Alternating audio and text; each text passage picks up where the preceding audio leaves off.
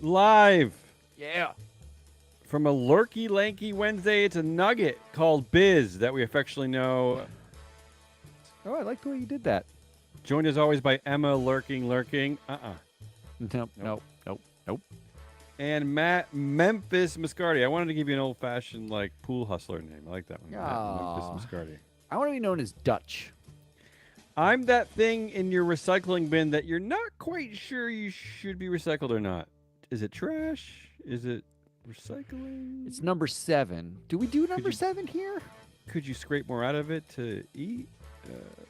In today's artificially flavored bag of Biz Nugget frosting called February 9th, 2022, we make fun of Peter Thiel and Mark Zuckerberg's relationship while also making fun of new Peloton CEO Barry pals with corporate dictators McCarthy, while also making fun of the SEC's Justice is Done department.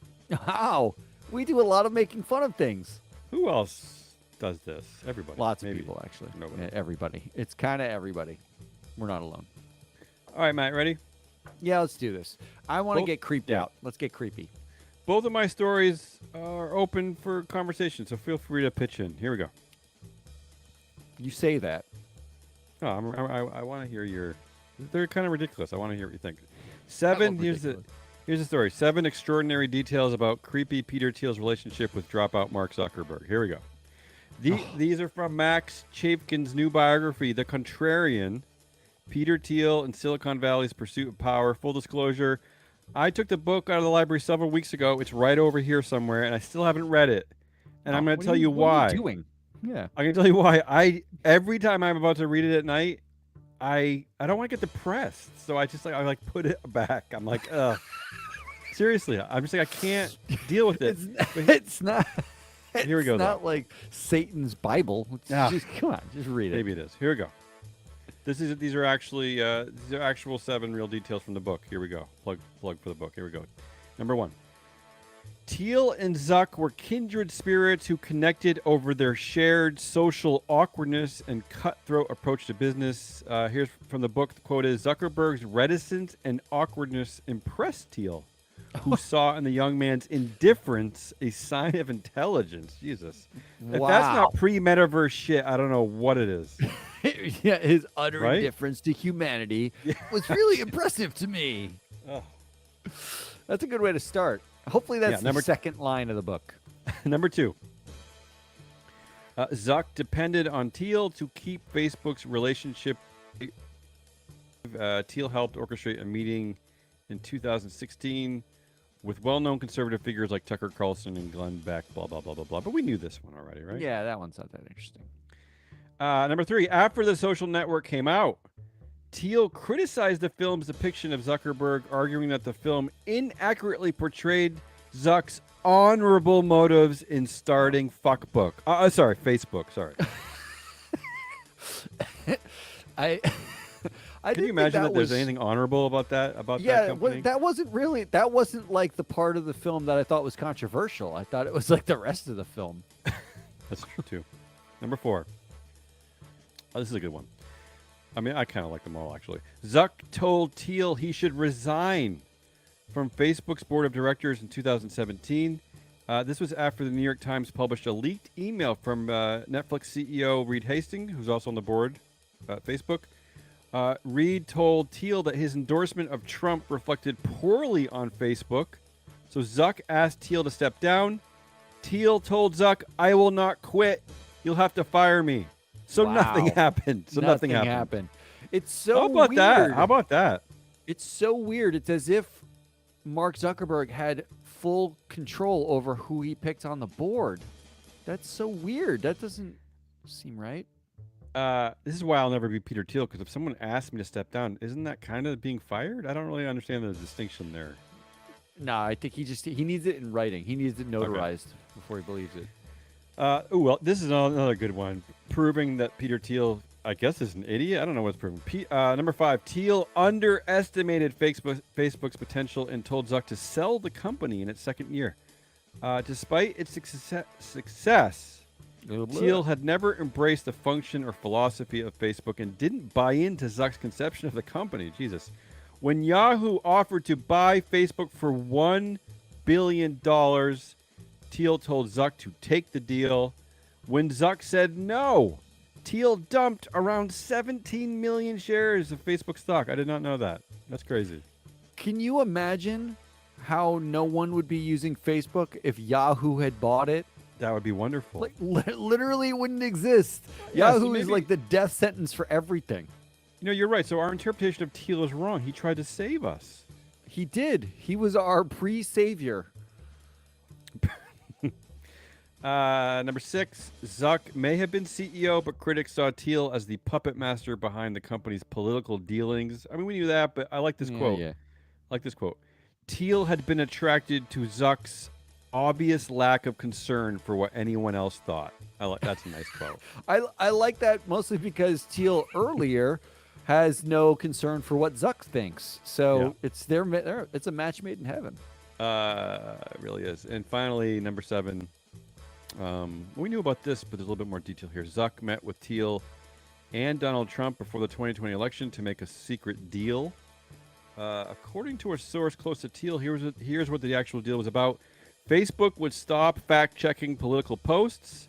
I remember. And the Trump administration would ease up on restrictions. Sure. So there were a lot of restrictions. I was going to say, that what they were the had to ease restrictions up exactly? on. Does anybody remember what the restrictions were? Yeah. All right, that's it. That's the list. I mean, I think to call it a relationship is like a stretch. It does feel a lot like Peter Thiel calls the shots. Before we move on, I'm gonna say this. I did ask the listening audience if anyone cared about the metaverse.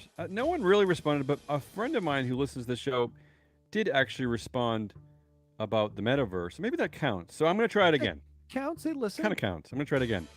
If anyone would like to be part of a Free Float Media Business Pants book club and read The Contrarian and then talk about it, come on here and talk about it. I'm game. I'm game. Look so at reach out to us. you. And we don't even need multiple people. Really, it just takes one nerd who wants to read the book and come on the air with us. Raise Come on, your do it. hand, Come on. people. Let's do it. Book Yeah, let's club, do the it. Free Float Media Book Club. All right. Speaking of throwing the book at things, Yeah, go ahead. big news What? today out of Yeah, the SEC. good one. Yeah. You like that segue? Yeah, I kind of do. George Blankenbaker of Indianapolis Huh? Is that made finally has a final judgment after Okay. defrauding investors between 2016 and 2019. Finally, Blankenbaker. we're there. Blankenbaker, we're going down. Blankenbaker raised over $11 million from mostly elderly investors. It said he would use the funds to give short-term loans to food exporters in Asia, but instead he used the funds to invest in hemp companies, a Ponzi scheme, and unsurprisingly, pay himself. Blankenbaker will be barred from sitting on a board of a publicly traded company, and he will pay $1.9 million in a disgorgement. The litigation was coordinated by the SEC, the U.S. Attorney General, the IRS, and the Postal Inspector. We had 4 massive government agencies chasing this down. Okay. And in other SEC news, Bloomberg reported today that the SEC is bogged down on setting a climate rule. Ooh. I don't know if George Blankenbaker's case was interfering, but the rule was set to be finalized by the end of last year, now may slip into March or beyond. In a statement, SEC Chair Gensler said he would finally get around to the climate rule once Blankenbaker affairs come to a close. So Wait, I is guess that they are That's linked. not true, is it? No, Is that's that not true. true. That's I not a wish. true quote. That's I not. wish. That would be the greatest thing ever. It sounds like a Cary Grant movie. Yeah. go ahead. Really, what it looks like is the SEC is hand-wringing over their legal jurisdiction about forcing companies to actually disclose anything about carbon emissions or climate. Right. In fact, here's my favorite part of the climate story. They are worried about one word, and it's a word you and I know well and hate. Oh. Materiality. Oh. Always. That's right. Always. That might be the word that made me quit my job. If you are one of my ESG brethren, the SEC just woke up and realized they don't know what the fuck materiality means. They literally have no idea. Material is a legal threshold that has to be hit for the SEC to mandate companies to disclose something. And it's historically been defined as something that if you knew it before you made the decision, you might have made a different decision. So Okay. it's like it's the definition of a negative. Like if I had known this, I would have done something different. then it's Right. material, right? So it has to have happened already for you to be realized. Materiality is also a word the ESG community has been tossing around like a crouton since 2007 to Oh, describe overtones. everything in ESG. Underappreciated. And the SEC just admitted that they're confused what it actually means. I need to activate my rant mode for a second. Can you sit Wait, tight while I... there's actually a mode above the mode you're in? Yeah, okay, Yes, let's do it. this is real rant mode. Okay. Do we seriously make decisions in capital markets about what information investors get based on what I think of as the ice cream flavor basis? Like, wait, there's an ice cream flavor called cake batter? And I only thought there was vanilla. That changes everything, right? Like, that's the basis by which we get information. Okay. If there were any doubt that the pseudoscience of corporate disclosure and finance were more pseudo-y, you don't have to look much further than the definition of materiality. This is a legal definition that has the SEC navel-gazing instead of saying that, oh, it's kind of material that, you know, human existence as we know it may come to an end if we don't stop carbon. No, they're spending time being like, well, what if someone sues us and says that carbon's not material? Do we have a legal basis for that?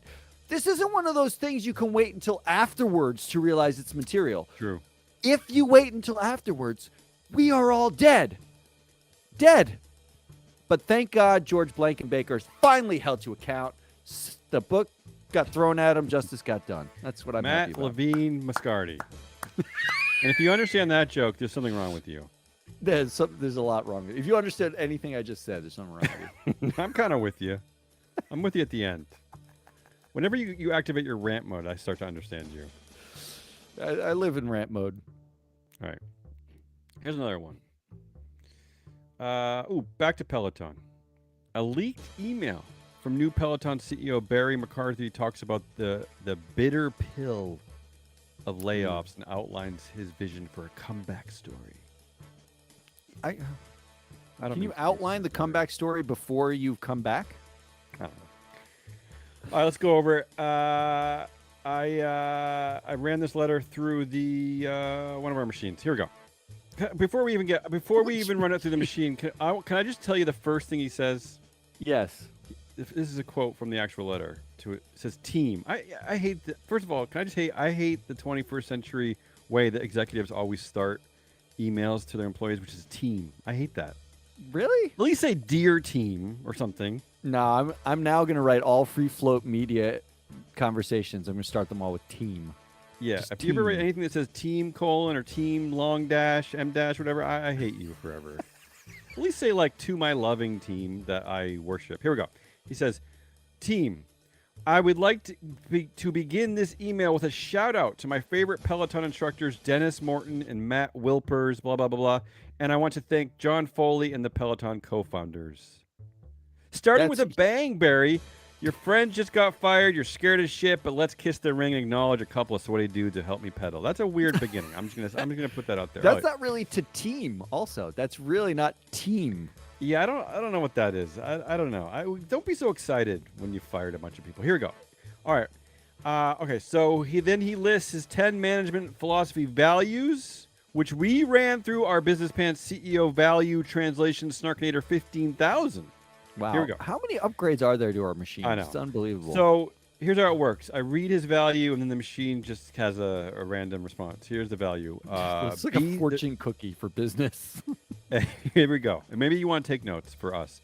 Be stubborn on vision, flexible on details. Okay. The machine says, we decide, you don't decide, but we're going to change our minds a lot, so buckle up for the constant confusion. It See how does this sound like a works? yearly reorg. That's what it sounds like. Next value, fast is as slow as we go. The translation, you better work harder or there will be more layoffs. That's pretty straightforward. Okay, I like that one. Next one, intuition drives testing. Data drives decision making. The translation, and speculation and bullshit increases our stock price, which is directly attached to my stock options. So help me spin this bullshit, please. Oh, now I get it. The machine works. It's polite at least. Next one, this is what he said. This is a value he's saying to his team, his new team. Your comfort zone is your own worst enemy. Ugh. The translation, Your job is about to suck even more, and you're scared now. So, Wait, is he talking about Matt Wilper's comfort zone or the team's comfort zone? It's unclear. Next value. Talent density is foundational. Translation, our previous CEO was more dense than talented, so we gave him a special fancy chair. That does sound like body shaming. Next value, stress, context, not control, freedom, and responsibility. The machine had no response here. It just says gobbledygook. It doesn't even know how to interpret that. Stress, context, not control, freedom, and responsibility. What the hell is that one? I don't even know what those words mean in that order. The next value from the new dictator whisperer Barry McCarthy over at Peloton. Understand in order to be understood. Translation, shut your mouth while I'm talking. I like shut your mouth while you're talking. Next value, get real. Translation, you might get fired if we don't have another pandemic. That's something to get real about. That's straight up. Get real. Yeah. Just got real. The penultimate value here, think from first principles. The machine had trouble with this one. All it put out was Jesus saves. It doesn't really understand what that means. Think weird. from first principles. It feels very Chick-fil-A. And finally, the new value here told to the team right after he fired a bunch of their colleagues. So that this is a email you read with a lot of trepidation. Here's the final value: put first things first. Translation: always eat your sandwich before your stupid cupcake. Oh, he was talking about lunch. Yeah, talking about lunch. I mean, seriously though, unless they come up with a new pandemic, what are they going to solve for here? How is Peloton gonna? Who knows? I don't know. Well, the first things first is eating children first, or is the running on a treadmill first? So I think they're just trying to prioritize. That's all that means. Prioritize. On tomorrow's show, I got a tease here for you. We're going to talk about a weird severance benefit for fired Peloton employees. You're going to enjoy this one. And we also going to cover the slide deck that a major Peloton investor used to make fun of former CEO John Foley before he, quote unquote, resigned. So we got more Peloton material tomorrow to make fun of. This is the only show that will be your tease for the next show. We're trying to get you to listen to us with that. Yeah. In my second Justice is Done news story, the Justice Department apparently finished with George Blankenbaker of Indianapolis, seized $3.6 billion, that's a billion with a B, in Bitcoin that a married couple hacked from a Hong Kong Bitcoin exchange in 2016. The Deputy Attorney General said in a statement that the arrests, quote, show that cryptocurrency is not a safe haven for criminals. Side note, criminals. What the fuck is the point of cryptocurrency then? Did anybody tell this to Peter Thiel? Isn't cryptocurrency supposed to be the Wild West or the libertarian shadow unregulated meta perverse space or whatever? It's money laundering, right? I thought the whole point was that you wouldn't get caught by the Department of Justice. But apparently that is not true. To show you how real the world is, this world, not the fake one of the hackers, Ilya Lichtenstein, he's the husband in this power hacking couple. He described himself on LinkedIn as, quote, a serial entrepreneur and, quote, an irreverent comedic rapper. Oh, wait, what? That was on his LinkedIn page. Isn't that kind of what we're doing here? I do double as a serial irreverent comedic rapper. Yeah. I don't know if I like the sound of that. I don't know where you put that. Is that the job description? Is that in your just I put that in the your scroll bio? on my YouTube feed that is gonna go beyond me without me clicking on it. That's where that's actually the name of this episode is just gonna be irreverent comedic rap. After moving money around the blockchain, which in fact was traced by the government, so lest you think it can't be traced, it can be. They ended up using their gains from this epic hack in the most mediocre way you can possibly spend $3 billion. They used it to buy gold, NFTs, that's right, like fake Nike shoes in Decentraland, and, quote, a Walmart gift card.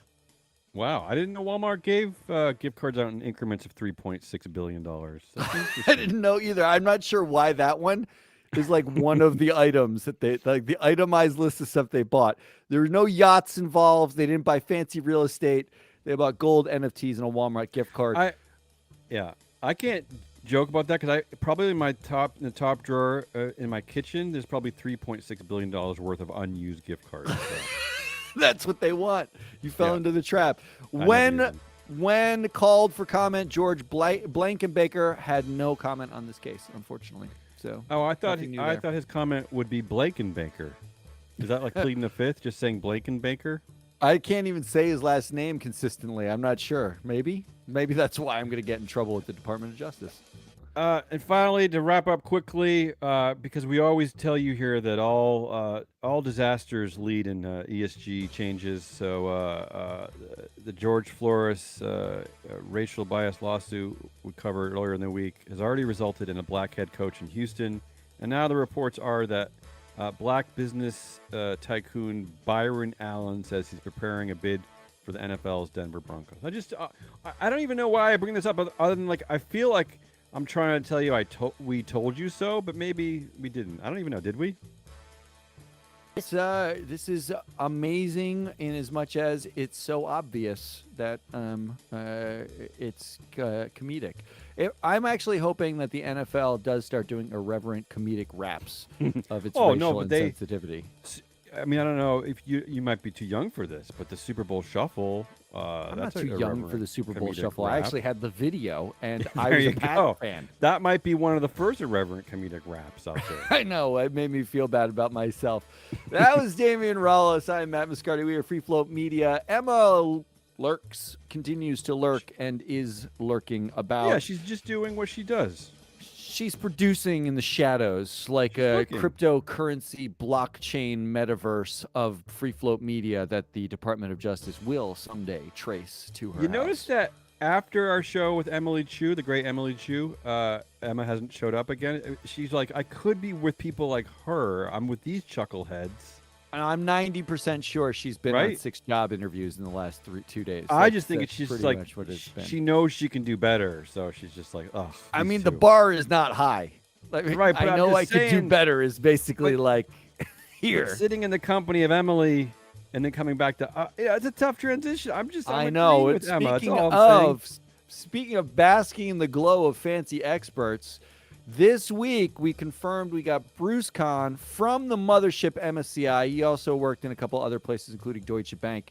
He is joining us for the good game this week. Oh, boy. Another fancy expert weighing in with their fancy expert brains to make us look like morons. So join us on Friday for that. Otherwise, we'll be back here tomorrow with more Biz Nougats. We'll talk to you then. What? I got to say before we sign off, Bruce Kahn just texted me saying that he's actually preparing an irreverent comedic rap for us. So I'm looking forward to it. Game on, Bruce. We'll see you tomorrow.